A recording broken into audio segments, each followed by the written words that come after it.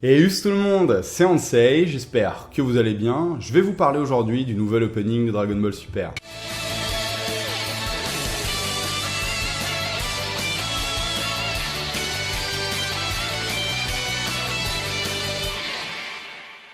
Alors le premier truc qui me vient en tête quand je pense à ce nouvel opening, c'est enfin un bon opening pour Dragon Ball Super. Parce que j'avoue, je fais pas partie des grands fans du premier opening qui nous aura tenu quand même pendant 76 épisodes. Alors certes, ils avaient fait quelques variantes à chaque fois qu'il y avait un nouvel arc. J'avais bien aimé les nouvelles mises en scène qu'ils avaient fait à l'époque pour l'arc Zamasu, Black Zamasu, qui était sympa.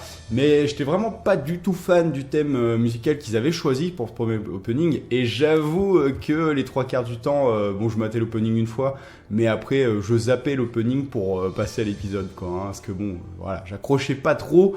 Pareil au niveau des animations et tout, bon, c'était sympa, mais c'était pas ouf. Disons que la première fois qu'on l'avait vu, c'était bien sympa, mais voilà, j'accrochais pas des masses. Alors qu'ici, donc, pour ce nouvel arc, donc avec l'épisode 77, hein, qui marque le début donc de cette nouvelle ère, on va dire, pour Dragon Ball Super, donc ils ont décidé de faire un tout nouvel opening. Et franchement, grosse surprise et puis grosse hype, quoi. J'ai vraiment adoré cet opening qui nous met en bonne condition finalement pour mater l'animé, parce que c'est important, mine de rien, un opening. C'est vraiment ce qui va te conditionner, te hyper un petit peu pour mater ton épisode. Et je trouve que les openings vraiment marquants qui sont vraiment entraînants, ça manque ces dernières années par rapport, je repense à tous les openings qu'on avait quand on était gamin, qui avait vraiment quelque chose, que ce soit la musique, l'animation, tout ça. Enfin voilà, t'étais vraiment entraîné, hein, quand je repense à T'Challa et T'Challa, voilà, c'est des trucs qui sont devenus complètement cultissimes. Et aujourd'hui, c'est vrai que je trouve que ça manque, hein, et pas forcément que pour Dragon Ball, pour tout manga confondu. Moi, honnêtement, le dernier opening qui m'a vraiment fait vibrer et que je ne zappe jamais et que je mate tout le temps et que je peux remater 10 fois d'affilée, c'est l'opening de One Punch Man. Que ce soit la musique, l'animation, tout ça, je surkiffe cet opening. Et du coup, ouais, c'était dommage de pas avoir un truc un peu dans ce style-là pour Dragon Ball, quelque chose vraiment de poignant. Et bah ici, franchement, là, j'ai bien kiffé que ce soit la musique. J'aime beaucoup le thème musical choisi, très entraînant, très dynamique. Et puis l'opening en lui-même, vraiment stylé, quoi. Ils ont vraiment bien mis en avant, je trouve, tous les combattants de notre univers, donc de l'univers 7, qui vont finalement un peu nous représenter dans ce tournoi. Donc on met bien en avant tous les personnages, hein, que ce soit Krillin, Kame Sennin. Oh là là, le passage avec Kame Sennin, il est tellement épique, quoi. Il pue la classe, quoi. Quand il enlève ses lunettes, il te regarde comme ça avec ses petits yeux, là, genre, je vais t'apprendre ce que c'est, moi, les arts martiaux, gamin. Enfin voilà, putain, là, il y avait vraiment quelque chose. Au niveau de l'animation, en plus, on voit qu'ils ont essayé de bosser l'image. Ils ont vraiment insisté sur les ombrages aussi, notamment sur les dieux de la destruction, ce qui les rend vraiment, ça donne un côté un peu plus adulte à la série, puis ça les rend vraiment un peu plus sombres, finalement, plus méchants. Donc il y a vraiment un impact graphique que j'ai beaucoup aimé. J'ai adoré le style. Ça fait un peu penser finalement à des AMV des fois, mais voilà, l'opening était déjà beaucoup plus entraînant, et du coup je trouve que ça mettait vraiment dans de bonnes conditions pour aller mater l'épisode. Et du coup, bon, qui dit opening, qui dit nouvel arc, dit forcément nouvelle information, hein, pour ceux qui arriveront à lire un petit peu entre les lignes. On l'avait vu avec l'arc Black Zamasu, mine de rien. Pour ceux qui arrivaient un petit peu à décrypter, à faire une bonne lecture d'image, on pouvait comprendre beaucoup de choses sur la suite de l'aventure. Du coup, je vous propose aujourd'hui d'essayer de regarder un petit peu plus en profondeur tous ensemble. Qu'est-ce qu'on peut en déduire un petit peu de cet opening, sans partir en théorie what the fuck, mais juste concrètement ici, qu'est-ce qu'on voit, qu'est-ce qu'on peut s'attendre à voir du coup dans ce nouvel arc. Du coup, voilà, je vous propose de parler de ça avec moi. Alors, déjà, l'opening, il commence avec du fight, hein. Ça nous rappelle quand même qu'on est dans Dragon Ball, hein. T'es pas en train de regarder Joe Rigolo qui va chercher les champignons. Donc t'es dans Dragon Ball, un fight avec un nouveau personnage, donc on n'avait pas encore vu, hein, en preview ou quoi que ce soit, enfin, entre guillemets. Donc ce personnage un petit peu grisâtre qui ressemble un petit peu à une sorte de Jacko, mais en beaucoup plus charismatique finalement, beaucoup plus costaud, beaucoup plus imposant, qui semble tenir tête à Sangoku. Il a un petit côté aussi alien des années 90 que j'aime beaucoup, hein, avec ses gros yeux noirs, tout ça. Il a une certaine classe. Alors ce personnage, pour moi, je suis quasi persuadé, même quasi sûr à 100% que c'est le personnage qu'on avait pu voir, pour ceux qui regardent les previews, qui était encapuchonné, donc enfin sous une sorte de grosse cape avec l'Akaishin, avec son nez rouge, et donc l'espèce d'ange ressemblant un petit peu à Red Queen. Donc cette espèce de team, comme je vous le disais, très dark, très sombre, hein, qui semble assez néfaste pour une fois. Je pense que c'est lui parce que tout colle finalement avec le peu qu'on peut voir du personnage, c'est-à-dire ces espèces de gants blancs à la Vegeta, cette peau grisâtre. Voilà, donc un personnage déjà certainement un petit peu mystérieux et qui va te donner visiblement du fil à retordre à Sangoku. Alors le combat est vraiment énormément mis en avant durant cet opening, c'est même 50% de l'opening, j'ai envie de dire. Du coup, ça risque d'être un combat très intéressant à suivre. Et j'ai hâte d'en apprendre plus sur ce personnage finalement.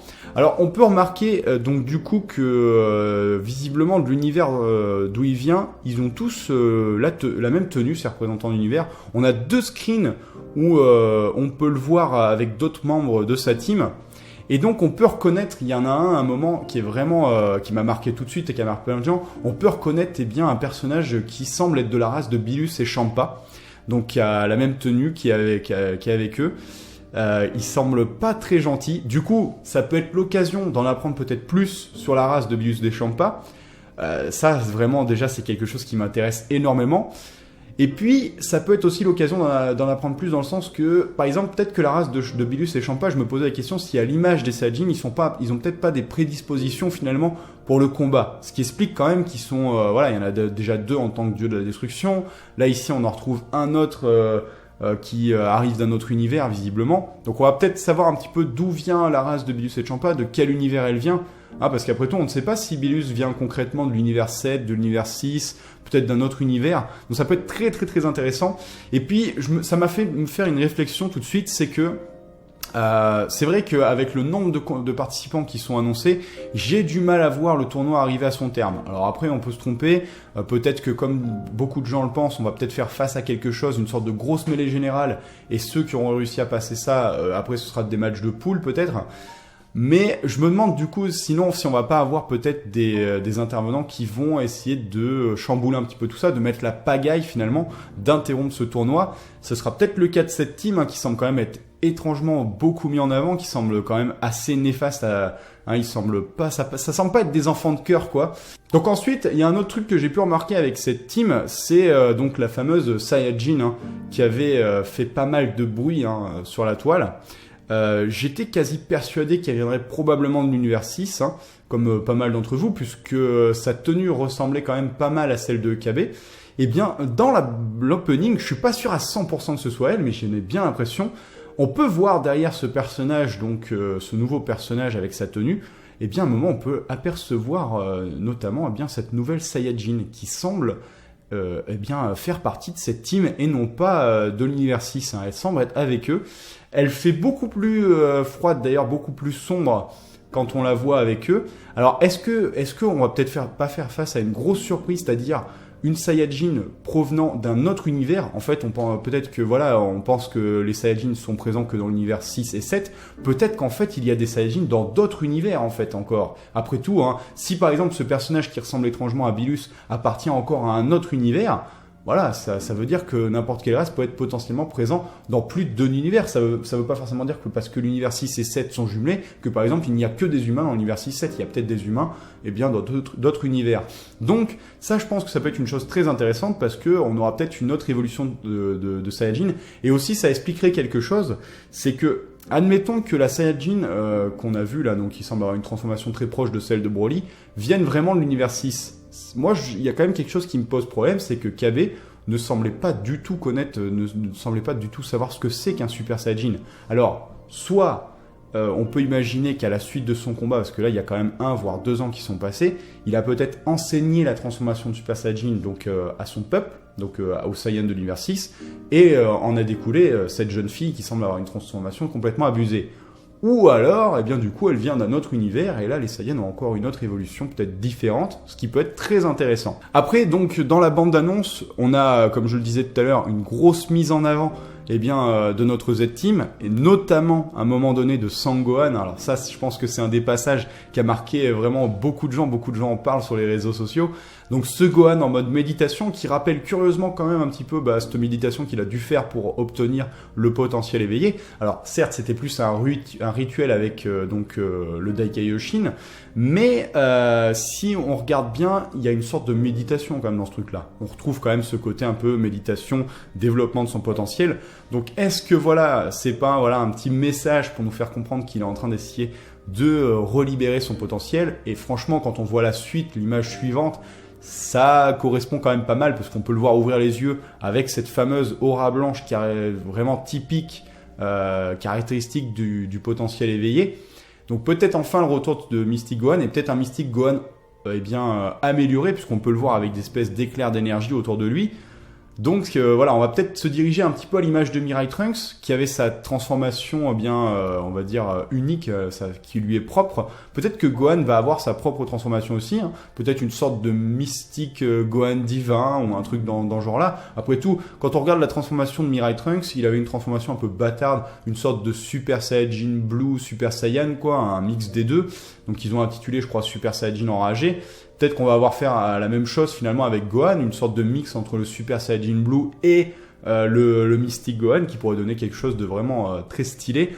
De toute manière, le retour de Gohan, c'est quelque chose qui est très attendu depuis le début de la série, qui est très réclamé. Je pense que même l'auteur, ne serait-ce que la Toei doit être très consciente du potentiel de Gohan et de sa fanbase juste énorme.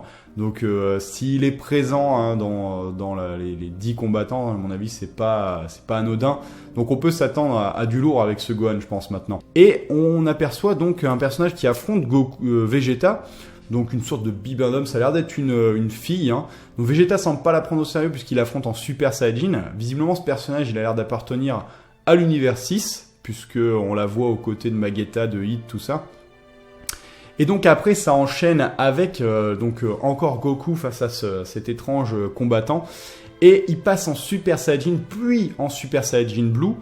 Mais son adversaire semble quand même lui tenir tête. Et là, c'est le truc qui a un petit peu marqué tout le monde. On a Goku qui semble passer au stade supérieur. Et là, il est enveloppé complètement d'une énergie et d'une aura rouge. Mais c'est vraiment très curieux puisque ça semble recouvrir vraiment tout son corps, toute cette aura rouge. Alors, est-ce que c'est un effet dans cet opening pour justement ne pas nous spoiler peut-être la future transformation de Son Goku?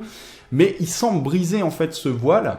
Et ensuite, il est en mode normal et passe à l'attaque, mais semble faire beaucoup plus de dégâts hein, quand on voit toute la mise en scène avec le terrain complètement détruit autour de lui et tout.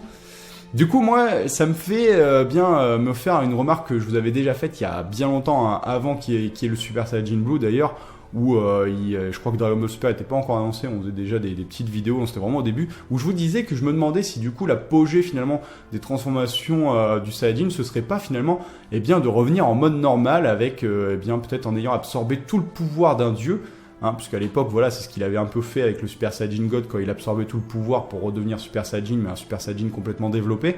Je me demande si on va pas avoir à faire la même chose ici, peut-être un Sangoku en mode normal, mais avec son potentiel divin complètement maîtrisé et complètement développé. Et c'est vrai que cette mise en scène me fait vraiment penser à ça, parce que voilà, il est sous ce voile d'énergie, il le brise, et quand on voit le Goku qui ressort de ce voile d'énergie, on peut voir que c'est un Goku qui semble briller, qui semble avoir une sorte d'aura qui émane de lui, un peu à l'image d'un Gogeta quand il est arrivé la première fois avec toutes ces étoiles, toutes ces choses-là. Alors c'est peut-être juste un effet de mise en scène pour l'opening, une sorte de blur qu'ils ont appliqué voilà, pour se donner cet effet de puissance. Mais peut-être que finalement, concrètement, je me demande si c'est pas ça en fait l'apogée de leur puissance. Et comme je vous le disais tout à l'heure, c'est vrai pour moi, Dragon Ball, on semble vraiment se diriger vers des transformations liées au personnage. Hein. C'est-à-dire, on a eu les Super Saiyajin Blue peut-être pour les Saiyajin de pure souche comme Goku et Vegeta. Et encore, on peut regarder qu'ici, ils n'ont pas spécialement obtenu la transformation de la même manière. On a eu le Super Saiyajin God de base avec les cheveux rouges uniquement pour Goku. Du coup, on peut peut-être imaginer un jour peut-être une transformation unique à Vegeta, pourquoi pas. On a eu maintenant le Mirai Trunks enragé, donc cette espèce de transformation bâtarde entre Super Saiyajin Blue et Super Saiyajin. On a cette jeune fille qui va arriver, donc ce Super Saiyajin, on sait pas trop encore, mais qui semble avoir une transformation très proche de celle de Broly, donc potentiellement un Super Saiyajin légendaire qui deviendrait au moins la transformation canon, donc une transformation encore une fois unique ici. On va peut-être avoir un Mystic Gohan divin peut-être, un truc un peu bâtard. Alors pourquoi pas maintenant un Goku voilà, qui aurait complètement maîtrisé son potentiel divin et qui reste en forme normale avec un potentiel peut-être décuplé et un nouveau type d'aura comme on peut entreapercevoir dans cet opening. Moi je me demande si ça va pas être ça un petit peu l'apogée de leur puissance. Et en plus je me dis ça correspondrait un petit peu avec l'entraînement de Whis qui à chaque fois voulait absolument que Goku et Vegeta ne se transforment pas pour justement décupler leur potentiel de base, puisque le Super Saiyajin est censé démultiplier en fait leur potentiel de base. Donc du coup, je me demande si finalement, voilà, l'apogée de leur puissance, ça va pas être un truc dans ce style-là. Du coup, voilà, c'est à peu près tout ce que j'avais à dire sur cet opening. J'ai hâte maintenant d'avoir bien votre propre lecture de cet opening, de ce que vous en avez déduit sans forcément partir dans des théories what the fuck. Et puis, du coup, on se retrouvera très vite pour parler ensemble de l'épisode 77. Sur ce, je vous souhaite bien un très bon manga, un très bon animé. Prenez soin de vous. Tchuss.